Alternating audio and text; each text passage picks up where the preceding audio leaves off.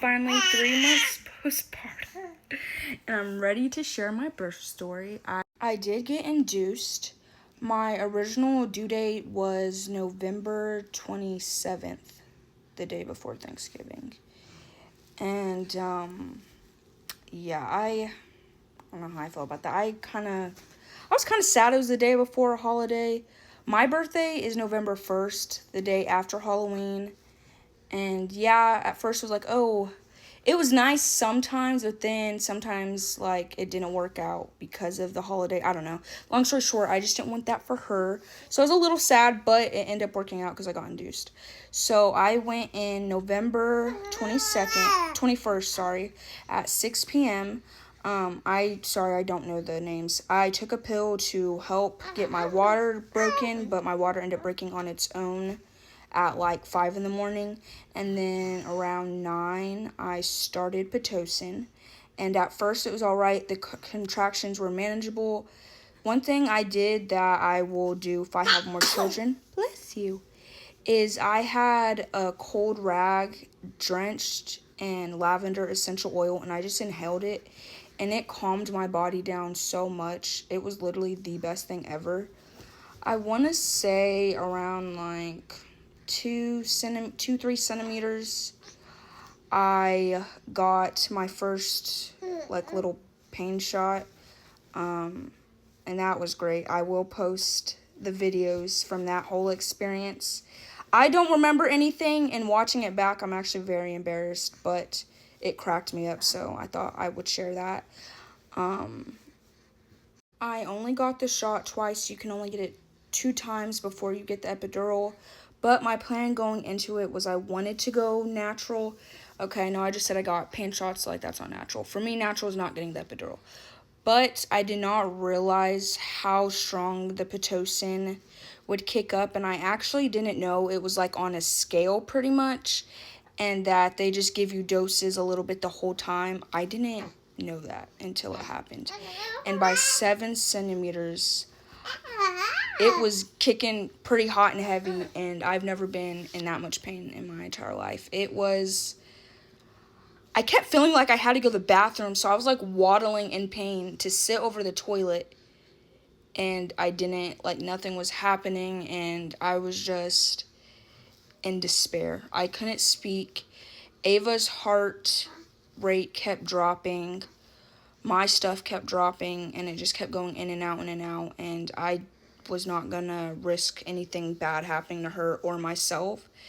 So I decided to get the epidural, and it took a little bit. I've never sat more still in my entire life. Sadly, the first try did not take. I think he went too high on my spine. He did try it, but it just wasn't working, so I had to get the second shot lower, and they numb you each time, so I got like 2 numb shots in my spine, and it stung. I'm not gonna lie, it stung, but I was in so much pain. I was just thinking of the relief it was gonna give me, so I just wanted to get it done and over with. I felt like he wasn't going fast enough. I know it was my spine, but I was just sitting there hurting so bad. I was just like, can we like hurry this up? He was trying to be sweet though. He was trying to do it at a time where I wasn't having contractions, but at that point they were back to back, so I just wanted to get it done and over with. Once I got it, I took an amazing nap, and when I woke up, I was at 10 centimeters, and it was time to start like practice pushing, like before your OB comes in. And I was so numb that I did not feel anything. I could not feel myself pushing at all. And I actually didn't know that the baby rocks under your pelvis. Is that right? I'm gonna feel stupid if it's not. But whatever, it rocks in the canal is what the nurse told me.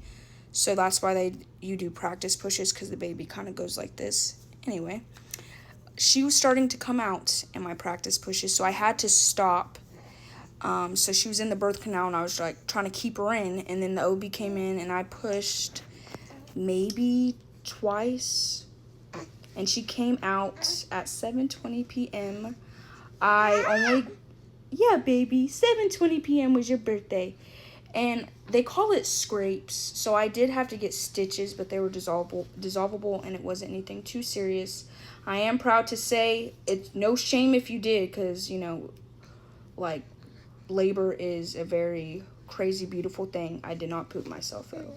She pooped on me. Right when they put her on me, she pooped on me. So that was lovely. And I honestly think the biggest shock for me in the moment was seeing what she looked like. Not even the fact that I just pushed a baby out the coop. It was the fact that she had dark, like, black hair, and obviously in the moment her face was like purple and stuff, but later on she had like an olive skin tone. So she looked absolutely nothing like I thought she would, and that really took me back the whole time. I was just staring at her, and my mom was like, oh my god, she looks just like you. So it was an emotional moment with me and my mom, and I saw some of my baby pictures, and it blew me away that I literally just gave birth to my twin, because the whole time I was thinking she was going to look like her dad. So that's what, you know, what I was expecting. So it was definitely a pleasant surprise. And yeah, that's my birth story. I honestly don't regret a thing. It was really amazing, very beautiful. I'm glad I had my mom by my side, and of course my honey. It made it that much more special. I cannot thank the team I had enough. They were absolutely amazing. The nurses, they made that experience so special for me. The newborn trenches, now that's a whole nother story and a whole nother video that I will get into. But stay tuned for those birth videos.